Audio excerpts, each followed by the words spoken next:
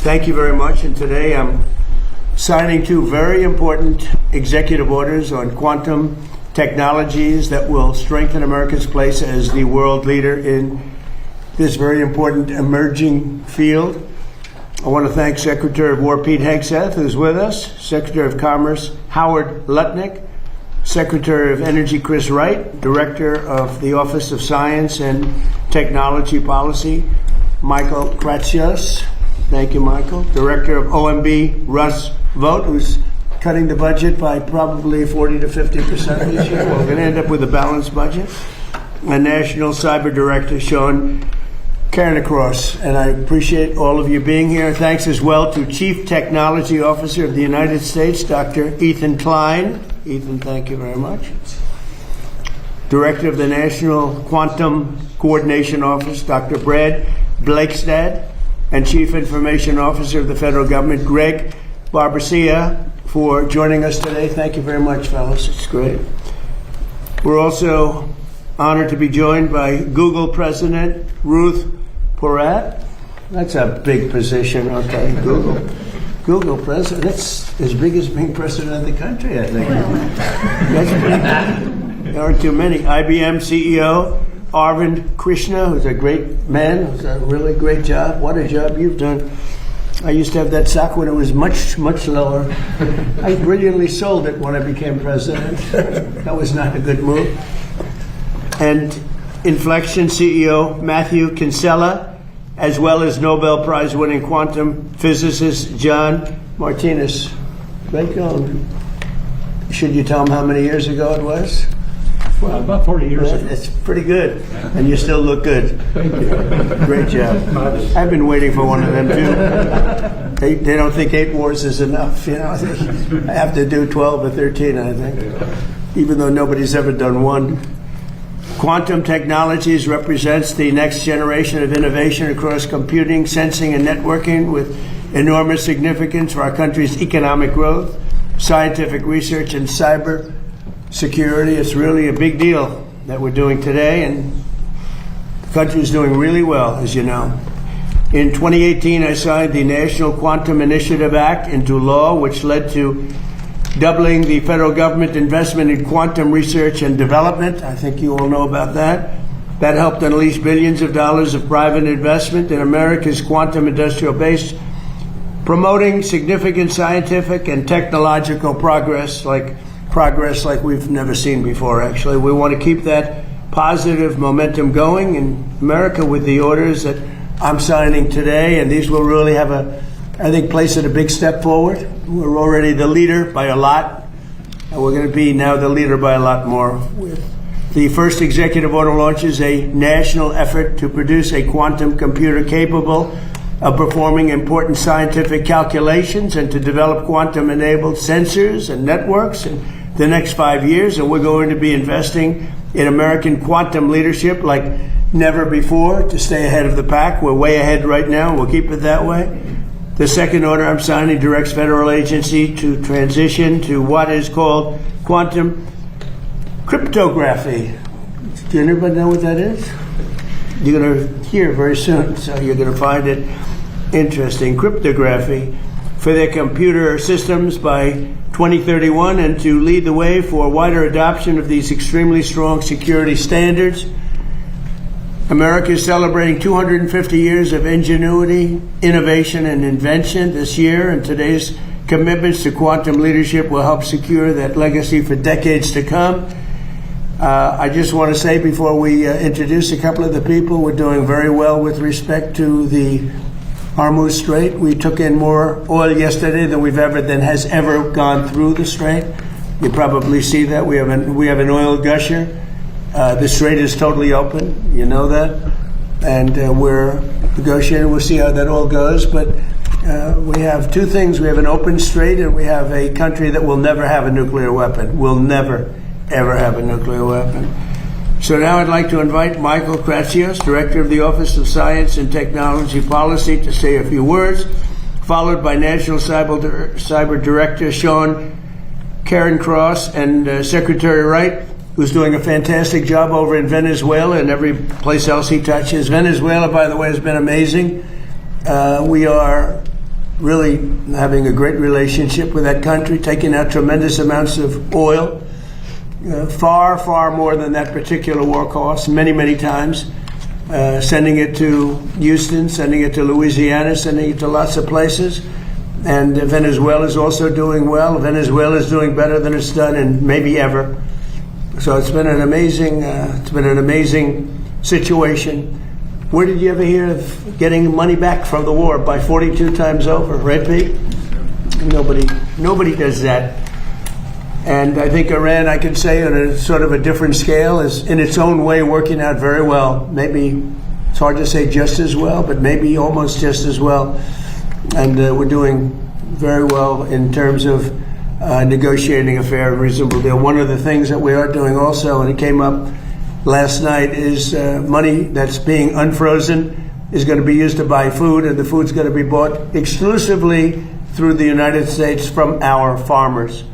And corn, soybeans, all of the things they need are going to be bought from our farmers. So our farmers are very happy. I've had a lot of calls. They were very happy about that. So now I'd like to ask Michael to say a few words, and we'll follow up by the other two gentlemen, or three gentlemen, and then if anybody has anything to say, and we'll take some questions at the end. So Michael, go ahead.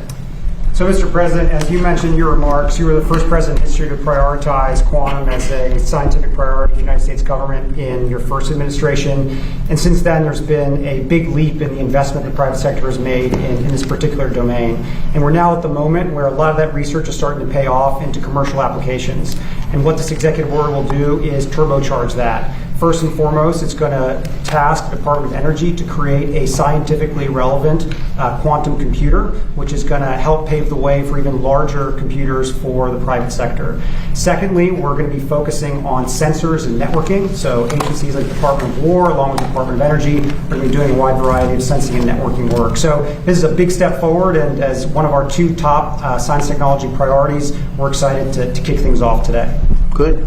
Thank you very much. Good job, Michael. Sean, please. Yeah, thank you, sir. You continue to be the most forward-leaning president in innovation in American history. Is that all? That's sir. But no, and while you recognize the tremendous potential quantum has to advance medical research and cryptography and improve the lives of American people, you also recognize the security implications. As quantum rolls forward, it will challenge public key cryptography, which is what secures everything. It secures our financial transactions, our civilian critical infrastructure, and it secures the digital systems that Americans rely on for their daily life. And these two executive orders, which pair innovation and security, will address those issues. As we move forward, innovation and security have to be balanced. You recognize that.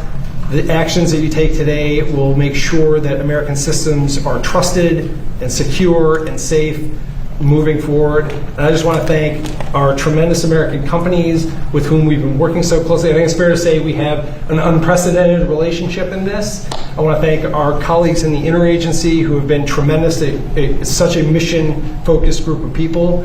And obviously none of this happens, sir, without your leadership. So you're securing our systems for generations to come. Thank you. And you've done a great job. All of you have, actually. Chris Wright, please. Yes, thank you, Mr. President. So 141 years ago, Albert Einstein, 121 years ago, Albert Einstein published a paper on... Nobody cares. Good point. I never go back. And usually they won't catch you.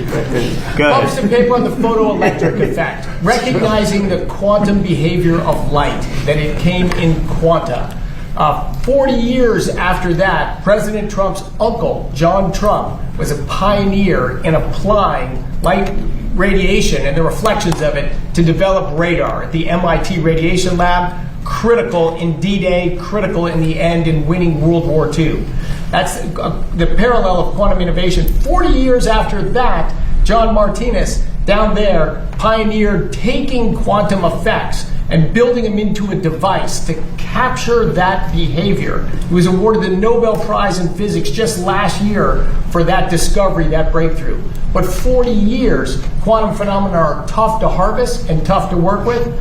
But here we are, thanks to President Trump's leadership in the first term with Director Kratsios, to launch a major national effort on quantum. This is taking it to the next level. The future of computing is going to be a three-legged stool. It's high-performance computing, basically Moore's law in semiconductor manufacturing. It's artificial intelligence that everyone's seeing and hearing about that's supercharging it. The third leg of that computing stool is going to be scientifically relevant quantum computing. This is tricky. We're not there yet. We're close. But with this executive order and this coordinated effort, we will have scientifically relevant, meaning error-corrected, quantum computing during this administration. The impacts of it will be tremendous. Just if I might, so with respect to the Strait, Hormuz Strait, a lot of oil pouring out. Right? A lot of oil pouring out. Despite Iran's efforts or pushback, we are flowing oil through the Strait of Hormuz and natural gas at pre-crisis levels. We could get to above that. We will get to above that, but things today are going very well, thanks to the U.S. military and Pete Hegseth down the line here. And 2 days ago, we set a record, most ever taken out of the Strait. It's pent up, but it's a record. Did you know of my uncle at all? No. You didn't? No. Sorry. Oh. You missed a good bit. I'm at Would you like to? Berkeley and MIT. No, but MIT's fine. Howard, you want to say something? Yeah. So you're accelerating quantum with this continuing to push America forward. Now, I have the honor that John Martinez was a member of the Commerce Department at NIST, and he's a Nobel Prize winning alum, which is, if you don't think the people in the Commerce Department and in NIST are the best, I mean, here's an example. Nobel Prize winner who was part of our team. You all know that the government invested $2 billion just a couple of weeks ago in quantum to drive it forward. And besides investing in the companies, we've also invested in fabs to build quantum for others so we can manufacture these quantum in America. Now you have Ruth Porat from Alphabet. They are doing amazing investing in building quantum. And you have Arvind right next from IBM. We invested in his fab. He's got a leading fab, so he's going to be building those chips, right? So that's that idea. And then lastly, post-quantum cryptography, right? Once you have quantum chips, we've got to protect everyone in this government, post-quantum cryptography. So NIST and the Department of Commerce is going to lead the charge to make sure all of us are protected and defended so we know how to deal with quantum when it comes. We're going to lead in quantum, and we're going to make sure we stay safe. And these are both the things you're signing today, and that's why you have such an amazing team behind you, because you are leading the charge in quantum for America. And Ruth, would you like to say something? Well, thank you. First, thank you so much for convening us for this important meeting and these two executive orders. We completely agree. Quantum is a breakthrough critical technology. The U.S. is in the lead. We will stay in the lead. At Google, we're really proud of our innovations, and thank you, Secretary Letnick. We've been investing for more than a decade in quantum. And back in 2019, we were the first company actually to achieve quantum supremacy. Didn't stop there. About a year and a half ago, we unveiled a new chip, the Willow chip, which is a great example of American innovation manufactured here in the United States. And what the Willow chip does, it enabled us to do a computation in less than 5 minutes that previously on the best supercomputer would have taken 10 septillion years, which is 1 in 25 zeros. So it's That's a lot. pretty good. It's a lot. And what's exciting about this is what it means for our children and grandchildren. It's about medical breakthroughs, nuclear fusion, material science. So we're really excited about the opportunity. And then also around post-quantum cryptography and the work that we're doing there. Absolutely critical that we also keep America safe, everyone safe. So we have been deploying that across our products and services. And it's a critical opportunity. I think with these two EOs, it lays the foundation for, one, protecting America as well as continuing to benefit on the upside. It's great to be here. Thank you. Say hello to everybody. I absolutely will. Arvind, please. IBM. So first, I'd like to thank the President for both of these EOs. The role of the government is often underestimated. The role of the government in pushing innovation and technology forward is what both of these will achieve.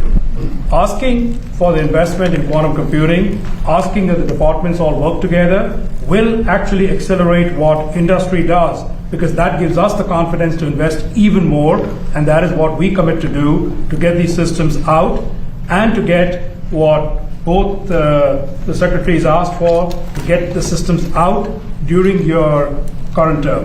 So we will go and invest in doing that. And I'd also like to thank Commerce for the investment they made in accelerating the ability to build fabs so that we can actually make these in America.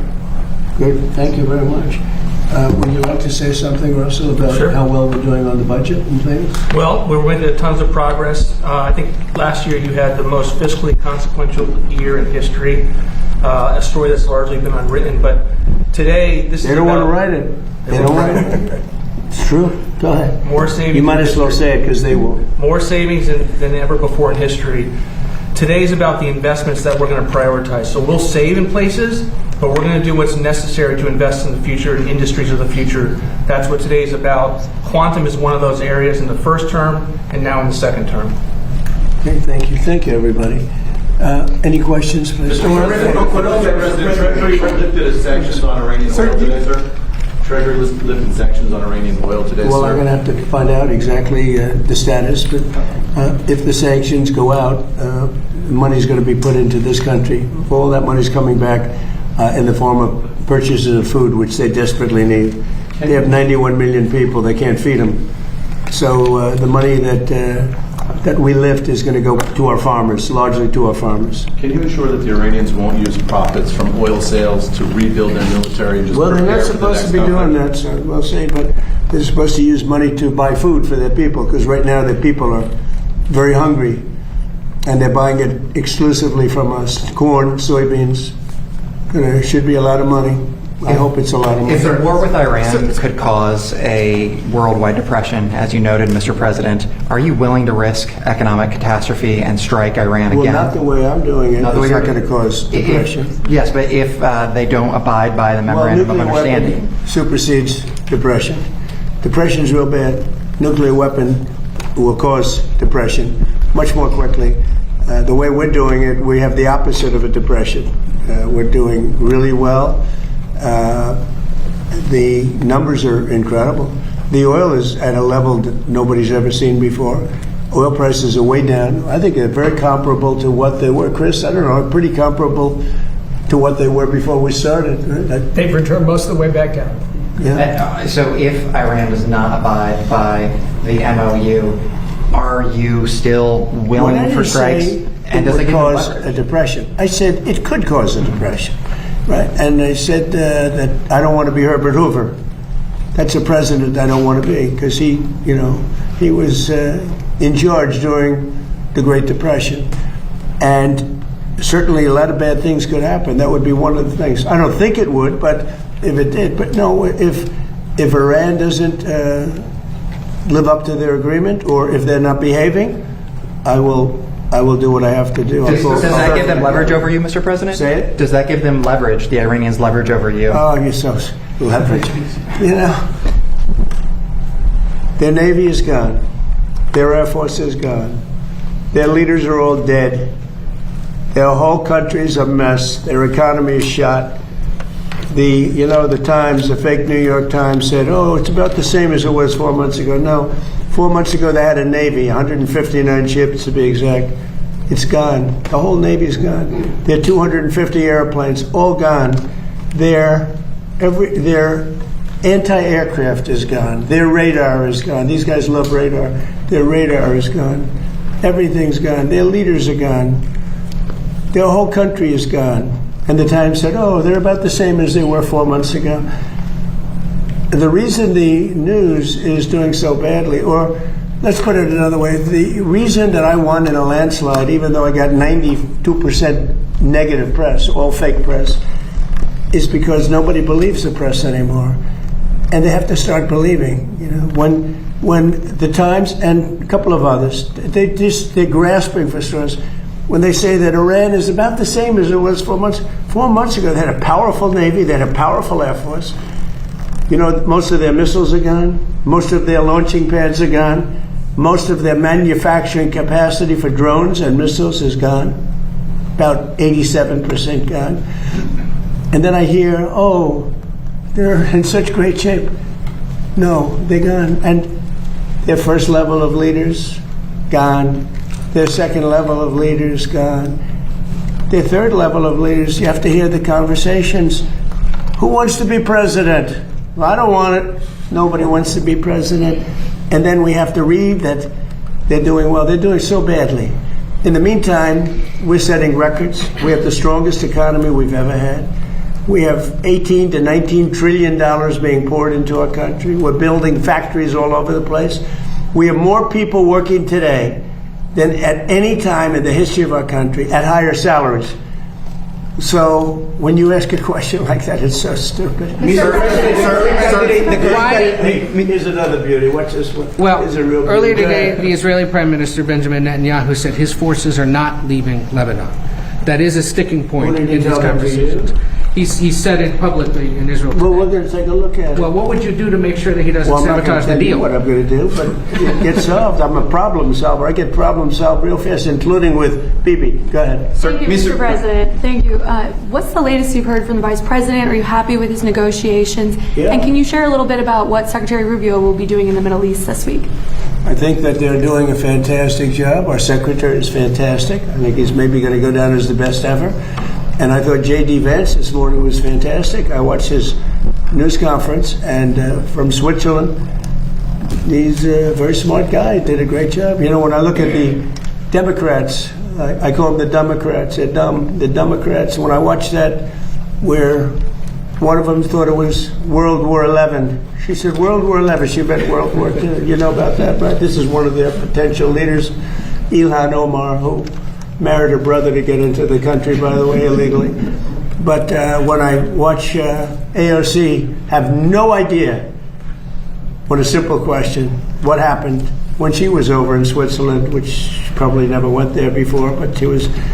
And then I watch somebody like JD or Marco. I said, what a difference. What a difference. What a difference a brain makes. Mr. President, the candidate that you endorsed in Colombia for this. Sir, you've been quite critical of Prime Minister Starmer, and he's now resigned. Your thoughts, and who would you like to see as the next Prime Minister of the UK? I was critical only from the side, because I think he's a lovely man, but I said, you're really messing up energy. You have windmills all over the place. In the meantime, you have the North Sea oil, and they won't let anybody drill. It's one of the great fields in the world, and they haven't even found most. You know that the UK buys much of its energy. You know where? Norway. You know where they get their oil? The North Sea. The UK has a much better portion of the North Sea. They don't want to do it for environmental purposes, okay? And I told him, he's a very nice man. I mean, sort of a friend of mine. I mean, he was not good to us with NATO, Pete, right? He said, we can't use the island to land. That was the first. For a couple of weeks, he said, well, but ultimately I gave it to you now. That was a bad move. That hurt him badly. But I mean, I wish him well, but he's got two problems: energy and immigration, and crime. But energy and immigration. And your preference on the next one, sir? And he's really hurt himself very, very badly. Please go. Mr. President, can you tell us about your meeting with the defense contractors on Wednesday and what you plan to tell them? The meeting coming up, because I've met with them before. We're building plants all over the country. They are not allowed to take any more stock buybacks. Do you do stock buybacks by any chance? Not too much, right? No, because you want to invest in product.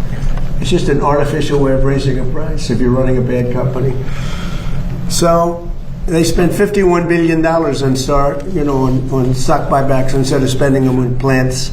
Now they can't do that anymore. Now they are spending a lot of money. We're building many plants throughout the country. They're dealing with General Motors. They're dealing with Ford. But I know General Motors is all excited about building weapons now. They have some plants which are going to switch over, and we're going to build weapons, including the Patriot, including the Tomahawk, and lots of other things.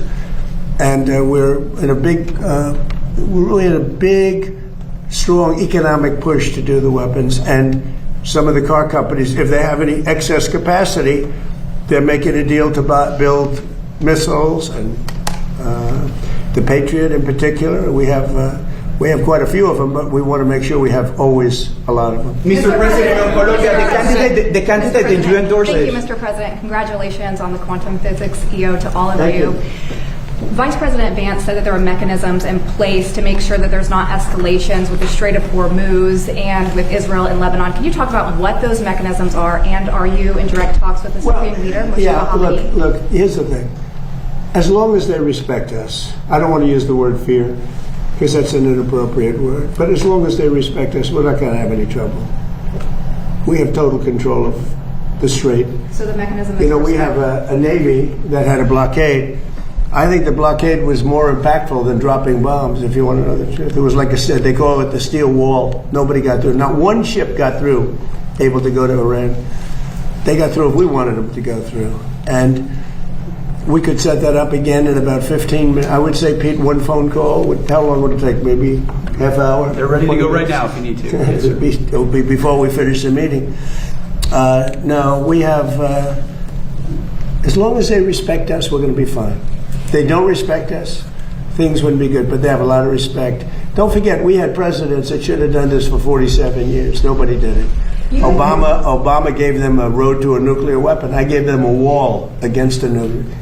They can never, under this agreement, they'll never even think about building a nuclear weapon. Mr. President, on Colombia, the candidate, El Tigre, Abelardo de la Espriella, we know that you had a phone call. I endorsed him. He was in 10th place. I endorsed him, and he won the election. Yeah, we know that you had a no different than this country. You had a phone conversation with Abelardo de la Espriella in the last hours. What can you tell us about that phone conversation, and what do you see, what do you anticipate? You're from Colombia? Yes, sir, I'm from Colombia. So he called, a great city. He called me last night, and he thanked me for the endorsement. He won. He won the election. He wasn't anticipated to win, but he won, and he won handily. It's just an honor. He was just a good man. I'd watch him a little bit speak, and he always speak. You know, when people like me, I like them. It's very simple. It's a very simple formula, and I like them. He said really nice things about me and the job we've done in the United States, and very, very powerful. And he won an election in Colombia that, I don't know, some people were surprised because he was a little bit further down the pack, but he won easily last night. He won he called me at 8:30 in the evening just to thank me very much. And I said, you ran a great campaign. He's El Tigre, right? Yeah. And what do you anticipate for the relation with Colombia? Colombia is such an much better. It'll be better. He's going to be a great president. Mr. Are the contractors who did the initial work with the reflecting pool, are they to blame for the current condition, or is it the vandals that you mentioned? No, vandals. You know, we have I think 290, 300-foot slit right through it, probably a box cutter or a knife of some kind. We had people lifting up the basic, it's not a lot of damage, but we'll probably have to let the water out and refix it.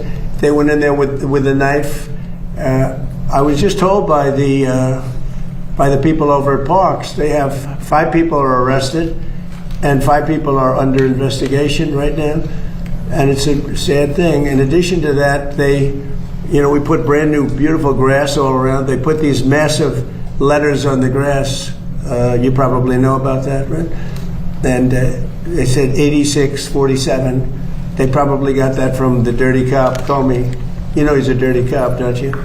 Dirty cop. He's a crooked guy. They destroyed the grass. So that's a big thing. But we're going to get it back very soon. National Guard and police have been all over the mall. How would these vandals have gotten so close to do something like that? Do you have any proof of this? We didn't have a lot of them then. Who would think that somebody would go into a pool and take a knife and start cutting it? But do you have proof of that they used the knife? Do you have photos or video? Well, let's put it this way.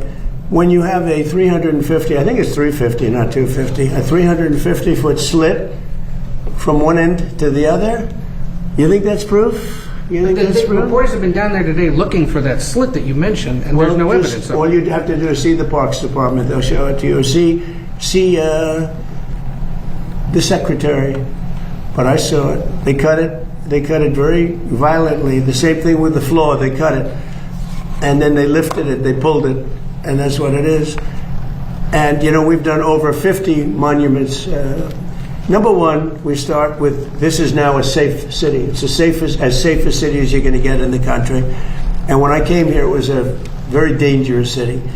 And number two, what we did is the beautification with the parks and the grass and everything, removal of all the tents.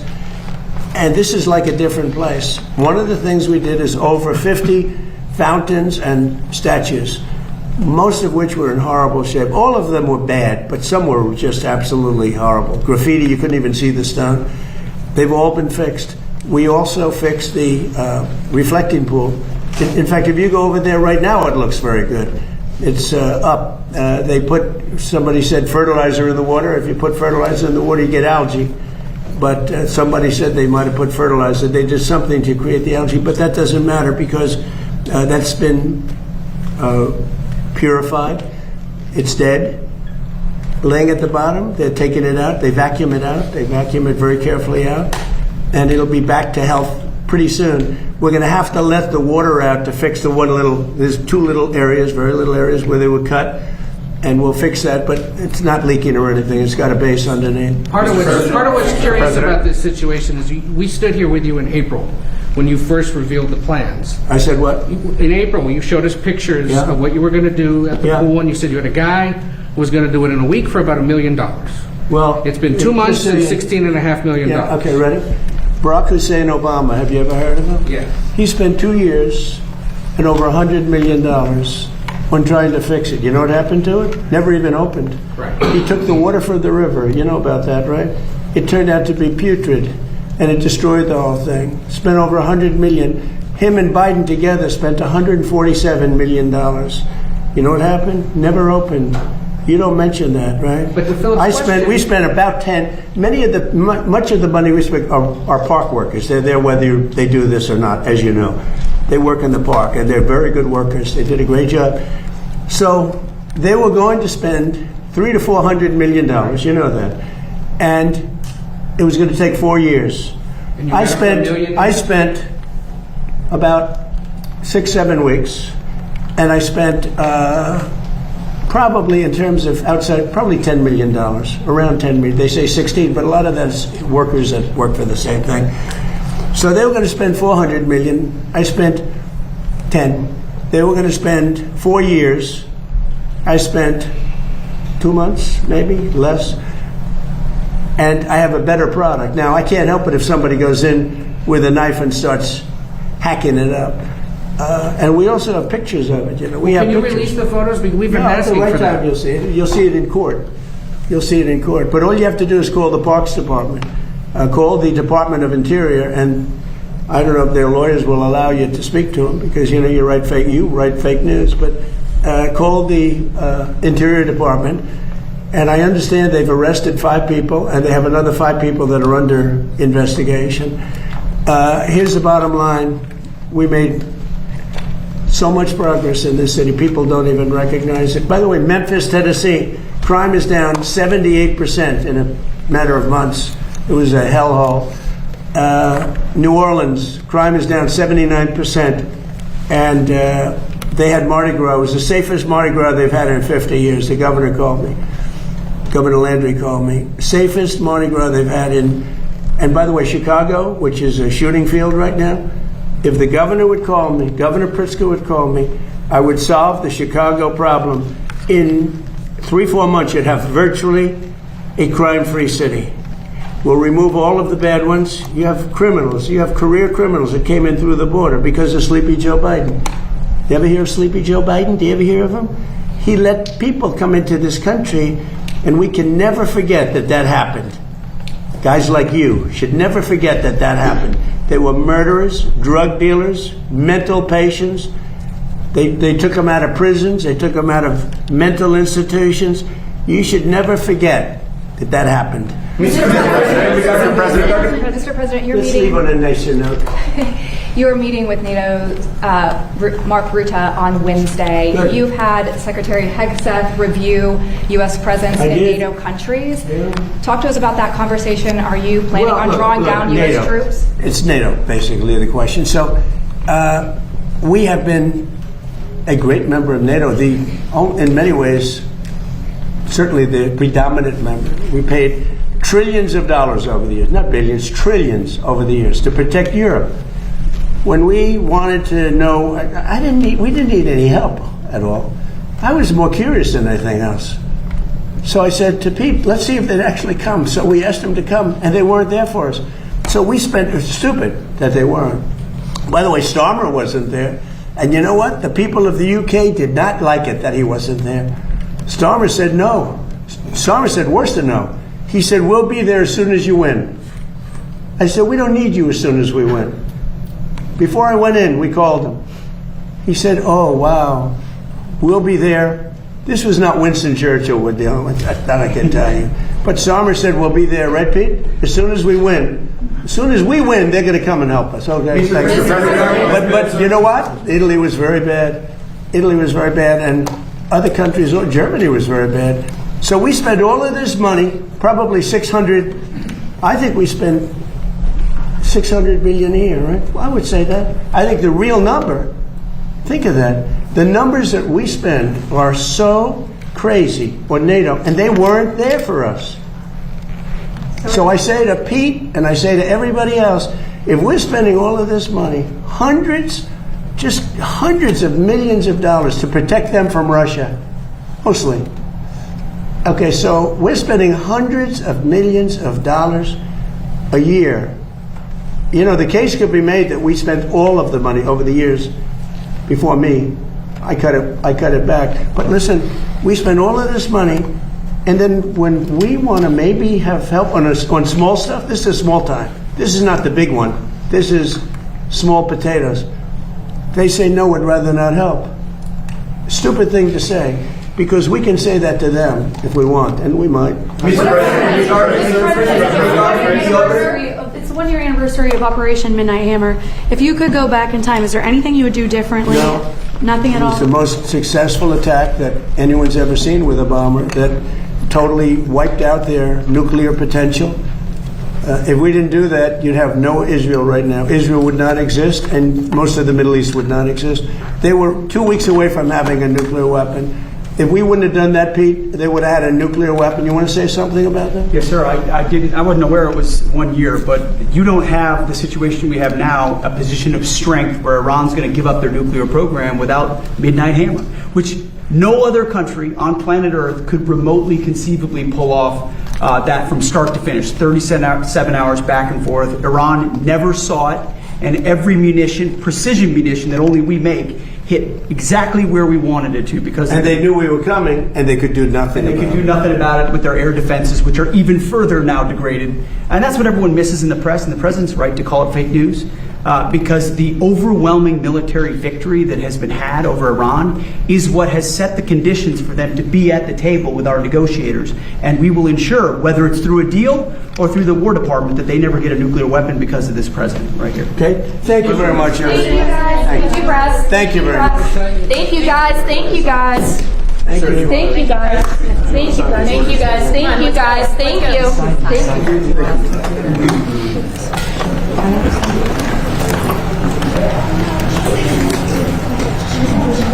You're fine.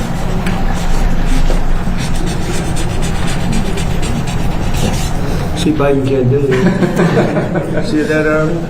Nice signature. Biden can't do that. Oh, look, I'm on camera. Biden can't do that. He used an auto pen. I say, no thanks. It's postponed photography. Okay?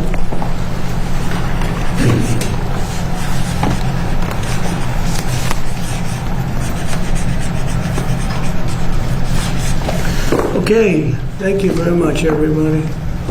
Thank you. Thank you, guys.